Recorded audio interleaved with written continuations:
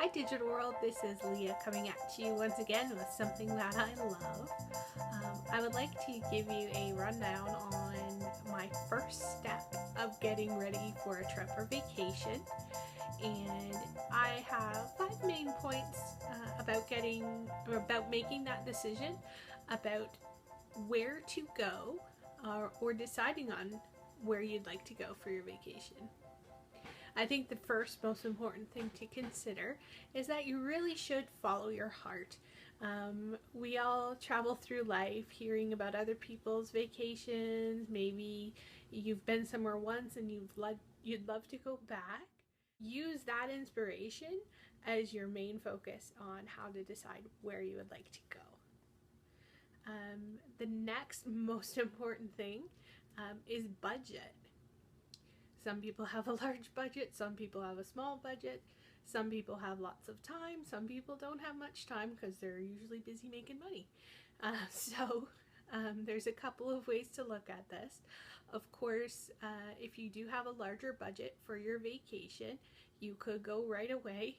But even if you don't have a large budget, you can work on some things to make sure that you can go ahead and take your vacation as soon as possible as well.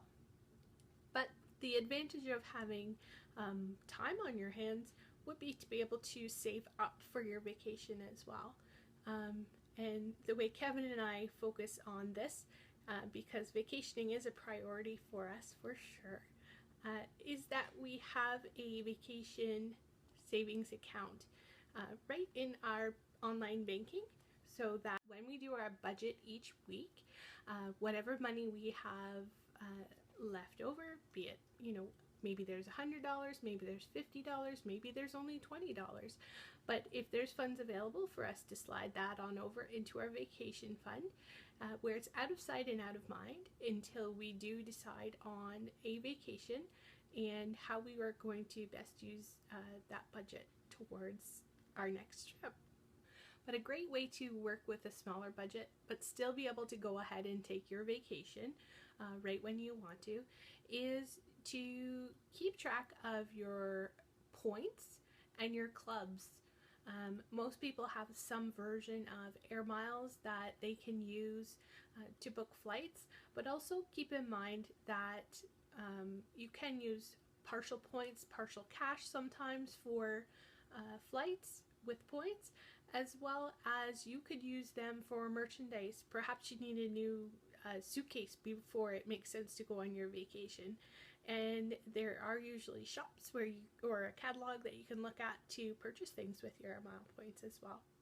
So that is something to consider to save you some money and get you on your trip right away.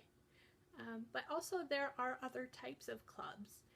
For example, loyalty programs like the Crown and Anchor Society with Royal Caribbean. Kevin and I are platinum members now, and what being part of that club does is it gives us perks. It adds value to our vacation. It will do things like give us express check-in onto the ship.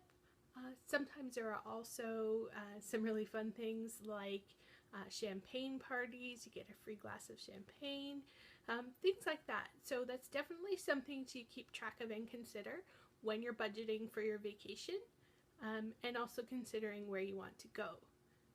Another example of something with points and perks that Kevin and I use for our vacation is that we are Disney Vacation Club members. So we have points to use every year that will cover our accommodations in Disney World. So it's really important to use those points to get the value out of our vacation club. Disney Vacation Club is basically Disney's version of a timeshare. But along with that, there are also other perks with being a DVC member. For example, you can get discounts on certain events. You can sometimes get discounts on theme park tickets, but the one that we love to use is getting a discount at the shops for merchandise and souvenirs. You can typically get 10% off at most stores, and there are some in Disney Springs where you can get 20% off. So that's definitely something to consider when you are planning on where to go. If you belong to clubs, or if there are certain loyalty programs that you belong to, it certainly does make sense to go ahead and go back to those favorite places to get the added value out of your loyalty. My fourth point for helping you decide on exactly where you'd like to go for your vacation is to consider whether you would like to stay within your own country. So are you going to travel nationally? Maybe you'd like to travel to another country, go international. Do you have a passport to travel internationally? Getting a passport can take a certain period of time, so it's important to make sure you have those sorts of travel documents that can determine where you'll decide to go and in what timeline.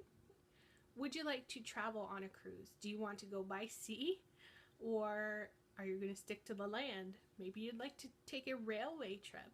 These things will help you determine and narrow down all of your choices of where you would like to go. My last suggestion is to ask for advice. Perhaps friends or family have some good suggestions on where to go. Maybe even someone that you don't know. Now with social media, you can reach out to a particular celebrity or a leader in your community who you admire and see if they've had an experience with travel that has enriched their lives, somewhere that they would suggest to go. But of course you could ask your travel agent, a travel professional who can recommend places to go based on your budget, your timeline, and your preferences. Kevin and I used a travel agent on a regular basis when we first began traveling. We're old pros now, so we do go ahead and book directly through the providers, but I highly recommend using a travel agent. Of course, there's your online resources as well. There's lots of travel blogs and travel vlogs to check out, and you can virtually go to the place and have a preview of whether you would really like it, just looking online before you go ahead and book your vacation. That, of course, would be the next step in how I get ready for a trip, is to actually book that, but I will save that information for another video. Some of the places Kevin and I have ended up going to are, of course, the Caribbean, and that's on cruises with Royal Caribbean. Here in Canada, we have traveled to Newfoundland, and that's on the east coast of Canada. We stayed with family there. We've also stayed with family inside Ontario as well. Ontario is a large province, so we went to the Picton area.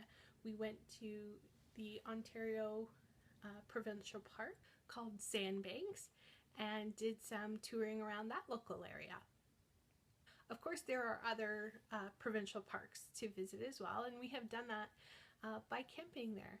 So we've had some great trips to Balsam Lake, Grundy Lake, and Emily Provincial Park, and that was with a smaller budget with a tent, but still can be just as relaxing and just as much fun as a more expensive vacation. Other places we have traveled internationally would be to the United States, and we had an absolutely fabulous time in Williamsburg, Virginia. We visited there, so I can recommend that as a great destination. So these are my 5 recommendations for deciding how to pick a destination for your vacation or your trip. Most importantly, follow your heart. Think of your budget. Think about your loyalty programs and your points cards. Decide if you want to go international or stay in your own country, if you want to go by sea or go by rail. And my 5th point would be to ask advice. So check with the people around you, the people you trust, the people you admire, and pick a vacation that will enrich your memories, enrich your life, and give you fruit for thought to inspire your next trip. I hope you can use these tips to help you decide on your next vacation, and I'll see you in another video to let you know what step 2 in preparing for a trip is. Thanks very much. Bye.